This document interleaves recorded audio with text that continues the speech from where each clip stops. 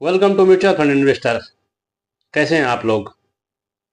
शायद मार्केट की हालत देख के तो ठीक तो नहीं होंगे। मार्केट गिरते ही जा रहा हमेशा। अपने पीक पॉइंट से निफ्टी कम से कम 22% तो नीचे आ गई है। और जो प्रिडिक्शन जो की थी कि 2025 में मार्केट करीबन 80% गिर सकता है, तो हो भी सकता है। तो दोस्तों, आज की वीडियो में हम इस चीज़ के बारे में ही डिस्कस करेंगे कि मार्केट कितना गिर सकता है। ये तो कोई नहीं जानता दोस्तों कि कितना गिर सकता है, लेकिन अब तो मन कर रहा है कि यार निकल जाऊं, सारा बेच बुच के जो भी है, घाटा है, नुकसान है, सब निकल जाऊं। ऐसा मैं नहीं, बहुत सारे लोग कह रहे हैं। लेकिन दोस्तों, क्या निकलना समस्या का समाधान है? क्या आप अगर मिस मार्केट में अगर आए थे तो क्या सोच के आए थे? किस लिए आए थे? कितने टाइम के लिए आए थे? देखो दोस्तों, ये मार्केट है, यहाँ पर कोई भी फिक्स नहीं है कि यार आज मार्केट गिर गया तो कल उठ जाएगा या परसों उठ जाएगा। देखो, इसका कोई भरोसा नहीं है, कभी भी कितने दिन तक भी गिर सकता है। अभी निफ्टी 22,000 तक भी आ सकती है। 22,800 तक तो आ ही गई है। 22,000 तक भी आ सकती है, 22,000 से नीचे भी आ सकती है, यानी कितने तक आ सकती है। लेकिन दोस्तों, क्या आप म्यूचुअल फंड में आए? देखो, मैं कोई सेबी रजिस्टर्ड तो नहीं हूँ।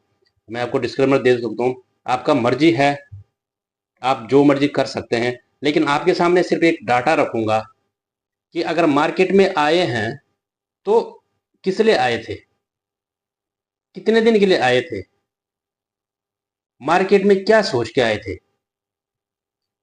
मैं भी इतना अनुभवी इन्वेस्टर तो नहीं हूं, लेकिन आपके सामने सिर्फ अपने विचार रखूंगा।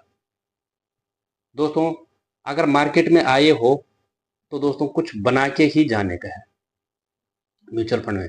म्यूचुअल फंड दोस्तों, देखो, होता क्या है ना कि अगर आप म्यूचुअल फंड में इन्वेस्ट कर रखा है आपने, तो आप हमेशा अपना पोर्टफोलियो चेक कर रहे होंगे, तो वहां पर नेगेटिव रिटर्न दिख रहा होगा, इसलिए आदमी को घबराहट हो रही है।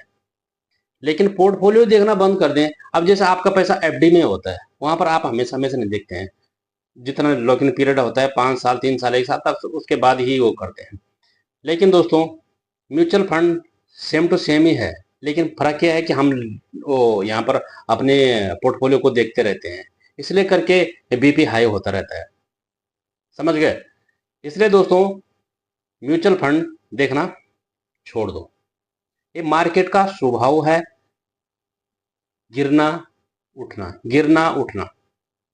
आपके साथ एक डाटा शेयर करूंगा कि मार्केट कब कब गिरा था, और जिन लोगों को ऐसा लग रहा होगा कि यार हमारे पैसे पूरे चले जाएंगे, पूरे बर्बाद हो जाएंगे, पूरे खत्म हो जाएंगे। देखो दोस्तों, मार्केट की गिरने की जो हिस्ट्री है वो आपको बताता हूँ।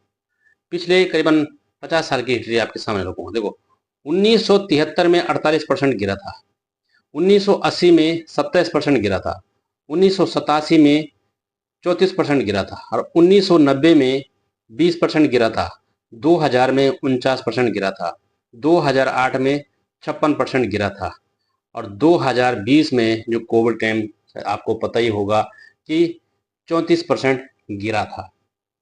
लेकिन दोस्तों, जब ये गिरा है, तब तक मार्केट ने हाई लगाए। 48% गिरा तो अपने हाई लगाया, उसके बाद 80 में गिरा तो हाई लगाया, उसके बाद जब जब गिरा उसके बाद अब भी हाई लगाया। और 2020 ये तो नज़दीकी है, 2020, तो उस टाइम पे भी 34% गिरा, तो उसके बाद भी हाई लगाया। तो मार्केट नीचे जाएगा। अभी 22% तो गिर ही चुका है, लेकिन अभी और भी गिर सकता है। लेकिन नहीं, ऐसा नहीं है कि ये गिरता ही रहेगा, हमेशा गिरता रहेगा, खत्म ही हो जाएगा। अगर आपके पास पैसा है, एवरेजिंग करते रहो, एसआईपी चल रही, चलाते रहो। डर के भाग जाओगे तो फिर कभी नहीं आ पाओगे।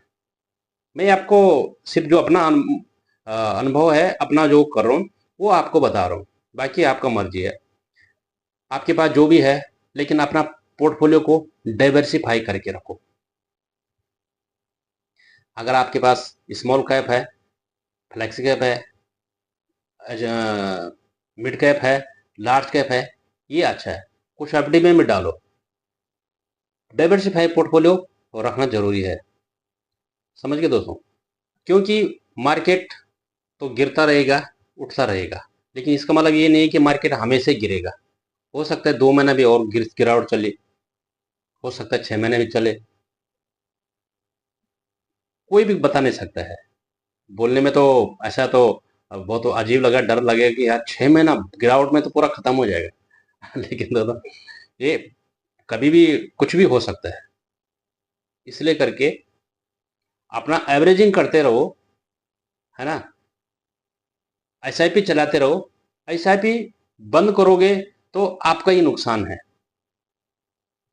क्योंकि ये खरीदने का टाइम है, ये बंद करने का टाइम है। ये इस जो स्मार्ट इन्वेस्टर होता है ना, वो गिरावट में खरीदता है।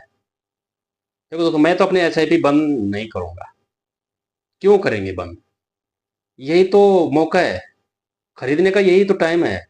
और आप यकीन नहीं मानोगे दोस्तों, अगर अभी आपने अगर एसआईपी अगर बंद कर दी तो आप उतना रिटर्न नहीं मिलेगा, और एसआईपी चलाते रहो। और दोस्तों, इस गिरावट में आप ये कॉमन गलती मत करना, काफी लोग कर रहे होंगे। एक तो सबसे पहली गलती है कि पैनिक सेलिंग, बिल्कुल मत करो, डटे रहो।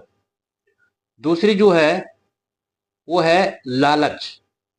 अगर आप शेयर मार्केट में इन्वेस्ट करते हैं तो आप, कुछ लोग सोच रहे होंगे कि यार अभी कुछ शेयर सस्ते मिल रहे हैं, बिना ऐसे कुछ फंडामेंटल वाले, जिनके फंडामेंटल अच्छा नहीं है, वो शेयर अच्छे मिल रहे, तो यार हमें वो शेयर खरीदने चाहिए। हाँ, और जो कि वो सोच रहे हो कि यार फंडामेंटल तो अच्छे नहीं है, लेकिन बहुत सस्ते में मिल रहे, फिर भी हमको ये खरीदना चाहिए। तो ऐसे शेयरों से, ऐसे लालच की वजह से भी आपको बचना चाहिए। अपना सारा पैसा एक ही बार इन्वेस्ट करने से भी बचना चाहिए। ओवर लेवरेजिंग भी आपको, उससे भी आपको बचना चाहिए, ताकि आपके रिटर्न में आपको बाद में फिर नुकसान उठाना पड़ेगा। समझ गए दोस्तों। और दोस्तों, अपनी एसआईपी इन्वेस्टमेंट को रोक देना, ये सबसे बड़ी गलती है। अगर आप ऐसे करेंगे तो फिर कभी भी मार्केट में टिक नहीं पाओगे, और पैसा बना नहीं पाओगे, हमेशा नुकसान में रहोगे, और दोबारा फिर कभी आप इन्वेस्ट करने की सोच भी नहीं सकते हैं। फिर आपको क्या, फिर बाद में क्या होगा कि ये मार्केट की गिरावट तो कुछ ही दिन रहेगी, फिर एक ना एक दिन तो चलेगा, ऊपर जाएगा बाजार। फिर आप फिर बाद में पछताएंगे कि यार हम उस टाइम पे अगर बाहर नहीं निकलते तो आज फिर हमारा पैसा भी बढ़ रहा होता है, और हम दोबारा हो गए। लेकिन फिर आप हिम्मत नहीं कर पाओगे फिर दोबारा मार्केट में आने की, और इन्वेस्ट करने की भी हिम्मत नहीं कर पाओगे कभी भी। क्योंकि एक बार कहते हैं ना कि जी दूध का जला हुआ छाछ भी फूक फूक के पीता है। लेकिन दोस्तों, मार्केट में पैसा बनाना ना इतना आसान नहीं होता है, कहीं भी इतना आसान नहीं होता है। ये बिजनेस है, ये भी बिजनेस है एक जैसा।